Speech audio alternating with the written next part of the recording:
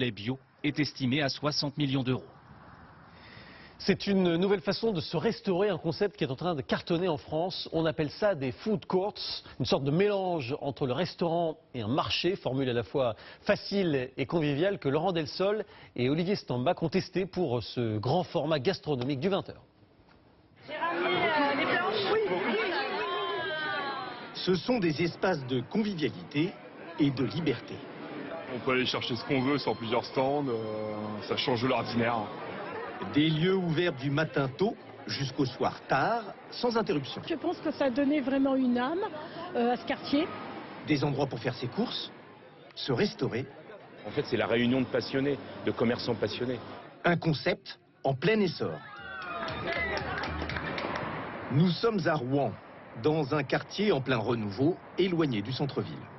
En novembre dernier, lorsque ces halles gourmandes ont ouvert, plus de 20 000 personnes sont venues en un week-end.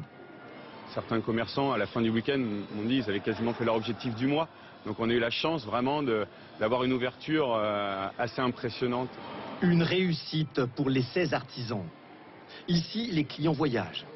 De la France à la Norvège, en passant par l'Amérique du Sud, le Liban ou encore l'Italie. L'espace est ouvert, on mange sur des tables debout, on peut voir tous les produits à droite et à gauche, donc non, je trouve ça très bien. Tous ont leur spécialité, donc pas de concurrence. Anthony s'est lancé dans l'aventure, il paye un loyer, 8% de son chiffre d'affaires. Selon lui, la halle gourmande est plus rentable qu'un restaurant. Ce qui est intéressant dans cette formule-là, c'est que déjà on gagne en visibilité, les gens peuvent nous voir, après on peut, pourquoi pas ouvrir un restaurant à Rouen, après ils auront déjà une visibilité ici. Et ensuite, on a moins de personnel et on peut débiter directement en une heure, on peut débiter 80-85 commandes. Julie voulait ouvrir sa propre pâtisserie, mais ici, l'union fait la force. Moi qui suis la plus jeune de la halle, ça m'a permis aussi par rapport aux autres patrons de recevoir plein de conseils de leur part sur comment manager mon équipe, comment m'organiser, la gestion de mes travaux, etc. Le concept des food courts a été inventé aux États-Unis dans les années 70. Mais avec de la restauration rapide, de qualité médiocre. En France, bien manger, c'est l'une des clés de la réussite. Qu'est-ce qui vous plaît ici? L'ambiance et la qualité des produits. En termes de prix, c'est un petit peu onéreux, mais tout ça, pour manger le midi, c'est très bien. 14,50 € le plateau, c'est le prix de la qualité. À l'autre bout de la France, voici une nouvelle halle gourmande dans une toute petite ville, Jacou, 6700 habitants. Beaucoup n'ont même plus envie d'aller à Montpellier, à 13 km.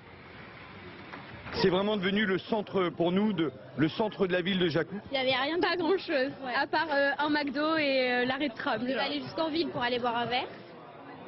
Les food courts sont aussi des espaces de loisirs. Une fois par semaine minimum, une soirée spéciale est organisée pour séduire de nouveaux clients. Aujourd'hui, c'est concours de mariole, une pétanque intérieure, autour d'une dégustation gratuite d'huîtres. Moi qui n'aimais pas les huîtres, en 24 heures, tu nous as convertis, donc non, elles sont très bonnes. Certains sont venus en famille. On peut les laisser et nous on boit un coup tranquille.